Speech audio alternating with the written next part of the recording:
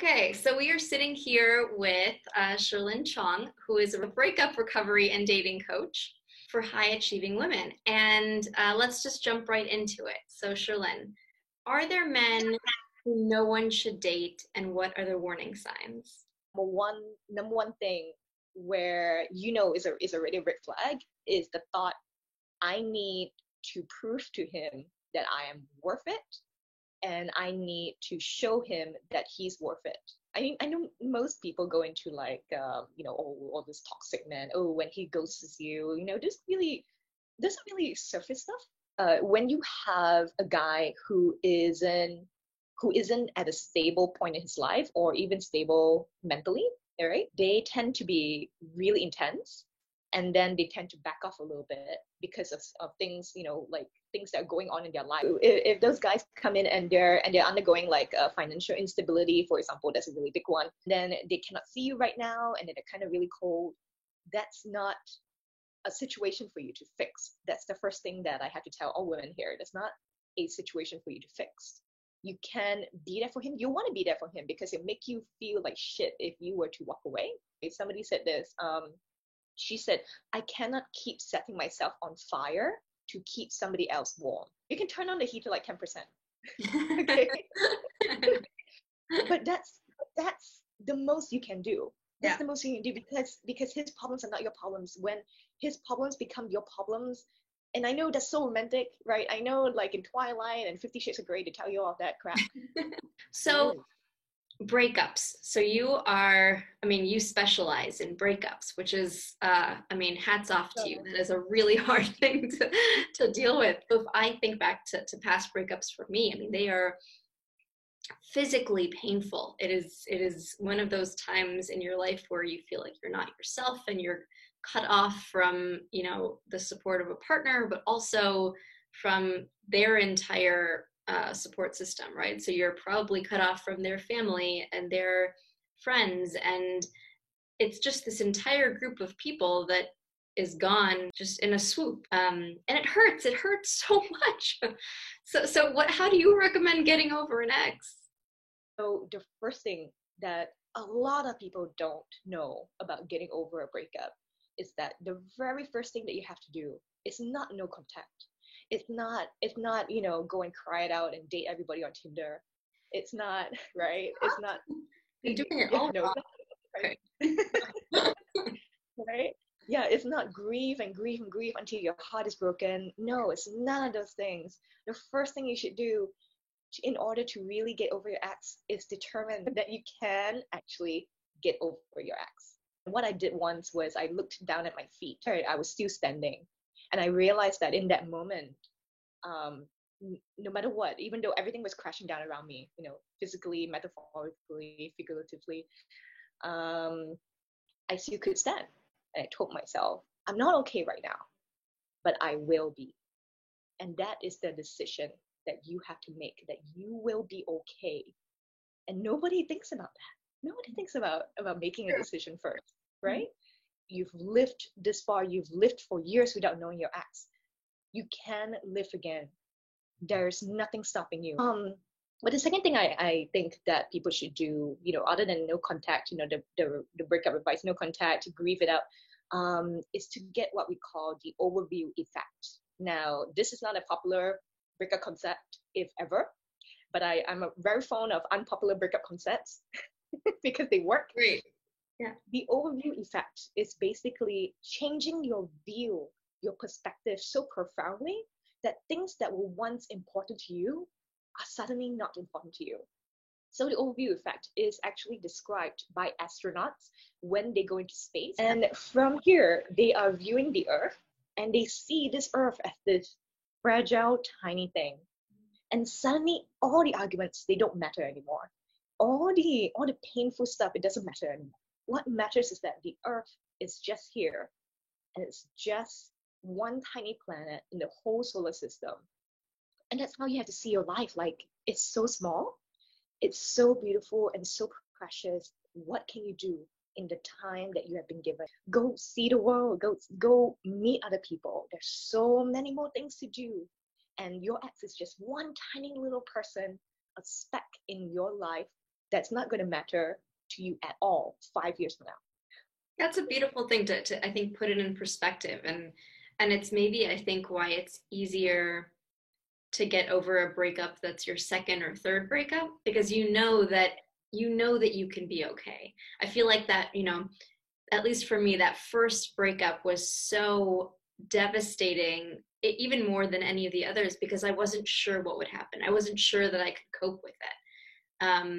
And that's a really hard thing to think, but what you're saying is just to kind of zoom out and to see that there's so much else to your life, um, and that in 5 years, like you said, that's not going to matter. So that's a pretty powerful Yeah, tactic. it is pretty powerful. It is. And it really, if I could insert in one more tip Yeah. about getting over the ex, who is that person 5 years from now that you're going to make really proud of you right now? Mm-hmm. And that's amazing. That's, who's that person? Have you ever thought of her even? Have you thought of where she'll be if she could start right now? Okay, what can I do if he's no longer holding me back? Yeah. No longer, having me to come in and fix things all the time. Hmm. Yeah. Why do you think that high achieving women are drawn to fixing things? And I think I answered my own question in that, but what is your what is your thought? I understand why you actually answer your own question, but because we love fixing things. Yeah. We do. You have perfectionism and you also have empathy. Right. So a lot of women that I talk to, they're always in these very caring positions. So they're doctors, right? They're nurses, they are teachers, very like vice principals and things like that. Really caring positions, and it's their empathy that got them there, because they like to care, they want to spread their message, they want to do something for people. Okay, but your empathy also fucks you up. You give your empathy to the wrong people. And what you have to understand is that not everybody is deserving of your empathy. But of course, in that you already feel guilty. That's the problem. You also have guilt, right? Which is a big part of why you are really driven. A big part of why you do a lot of things that you do. There's a lot of guilt, and that is also a good career trait, because it drives you. We can have the same output, but different reasons behind the output. So different reasons behind why we do what we do. A lot of the women who are watching this right now, a lot of you like to fix things, and that's why you're in the position where which you are at. But for other women, other high achieving women, they feel very satisfied with this amazing thing that they have. It's not driven by guilt, but driven by excitement, driven by, I want to make the world such an amazing place to live in. But the woman watching this, you have to change your guilt-driven intentions to somebody who is really excited and really curious about it. And that's how you're going to get over everything.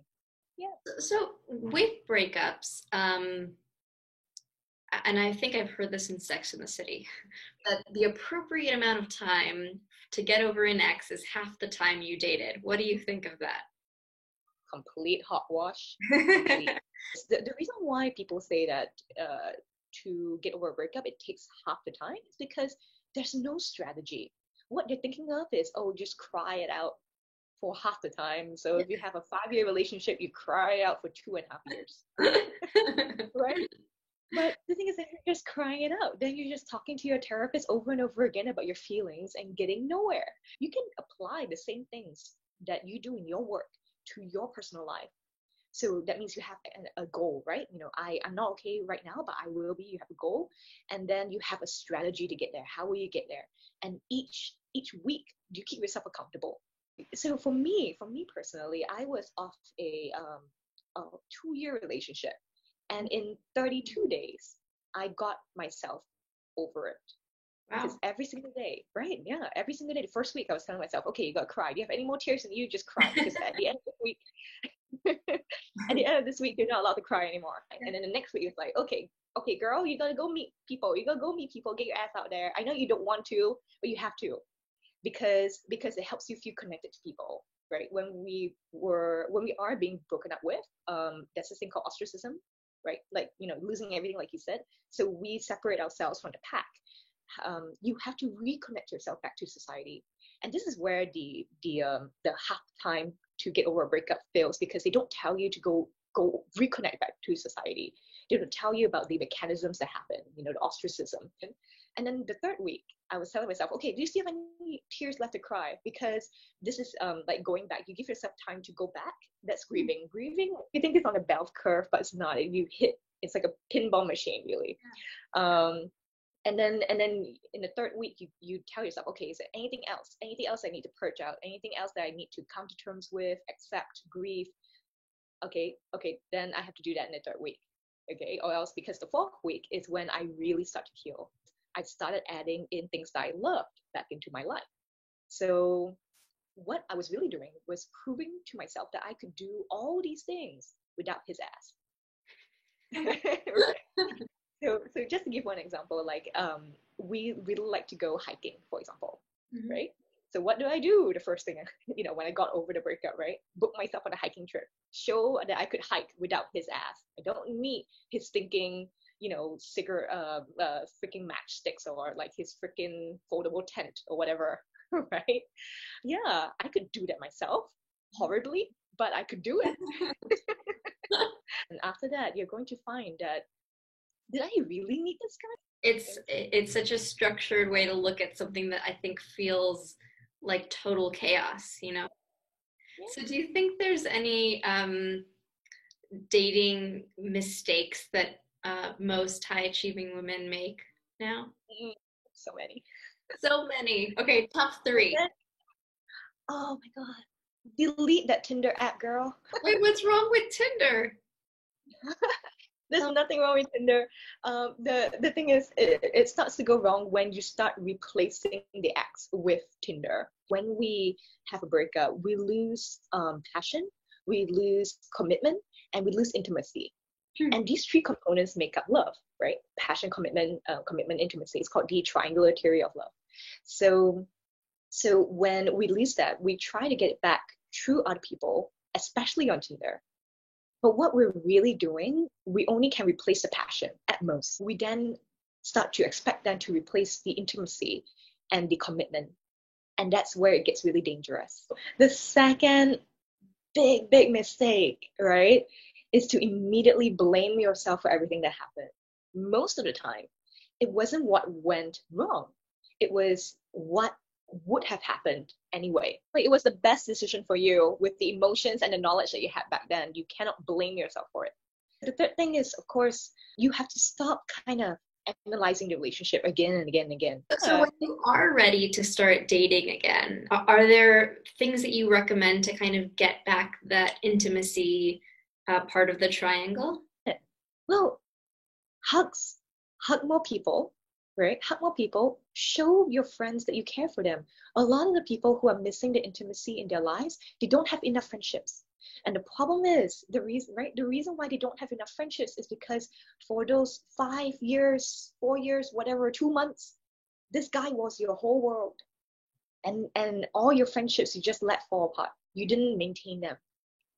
Now is a very good time to go out and maintain your friendships and tell people how much you treasure them, because those people are going to be your people. This was actually a quote by Medea, and she said that in my life, I categorize people in the form of a tree. The leaves are really flaky people. They were, wind blows, they're over here. And sometimes that's your ex, right? Really flaky. And sometimes it's the branches of the tree, where it could be anywhere from a twig to a really solid branch. And sometimes that solid branch could be like your 5-year relationship. But it was still meant to break anyway. The only thing that really matters is the roots of the tree, where these people are really strong and they're going to be with you throughout your whole life, no matter what.